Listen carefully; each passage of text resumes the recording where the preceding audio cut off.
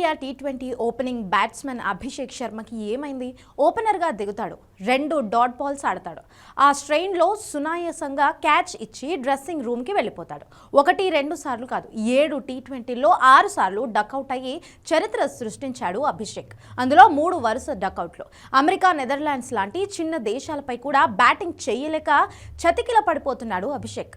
అభిషేక్ శర్మ పేరు వినగానే సిక్సర్లు, బౌండరీలు మాత్రమే కనిపిస్తాయి. ఒక 2 మ్యాచ్ల్లో అభిషేక్ బాదుడు చూసి మనకి మరో యువరాజ్ సింగ్ దొరికేశాడు. ఇక 10 ఏళ్ల వరకు తిరుగులేదు అని అభిమాని ఆకాశానికి ఎత్తేశారు. ఆసియా కప్లో అభిషేక్ విశ్వరూపం చూసి కోట్ల మంది ఫ్లాట్ అయిపోయారు. అయితే టీ20 వరల్డ్ కప్లో మాత్రం పూర్తిగా చేతులెత్తేశాడు అభిషేక్. వరుసగా 3 మ్యాచ్ల్లో ఒక్క రన్ కూడా చేయకుండా పెవిలియన్కి దారి పెట్టాడు. ఏరి కోరి అభిషేక్ శర్మని టీ20 వరల్డ్ కప్ కోసం సెలెక్ట్ చేస్తే సెలెక్టర్ల నమ్మకాన్ని వమ్ము చేశాడు.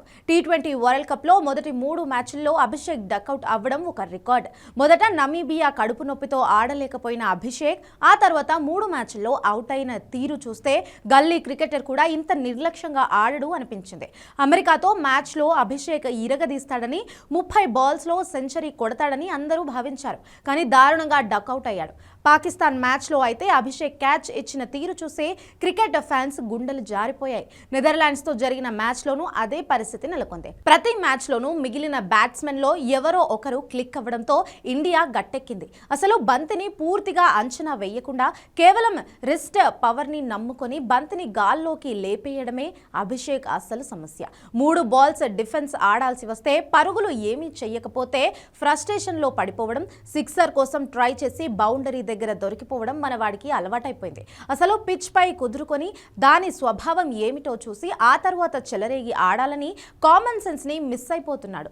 కుదురుగా ఆడాలన్న వ్యూహం కన్నా హీరోయిజం చూపించాలని, నేనే ఇలాగే ఆడతా అని ట్రాన్స్లోకి వెళ్ళిపోతున్నాడు అభిషేక్. దీంతో టోర్నీ ప్రారంభంలో అతనిపై ఉన్న అంచనాలు క్రమంగా మారిపోతున్నాయి. వరుసగా 3 సార్లు డకౌట్ అయిన అభిషేక్ మాజీ బౌలర్ ఆసిస్ నెహ్రా సరసన నిలిచాడు.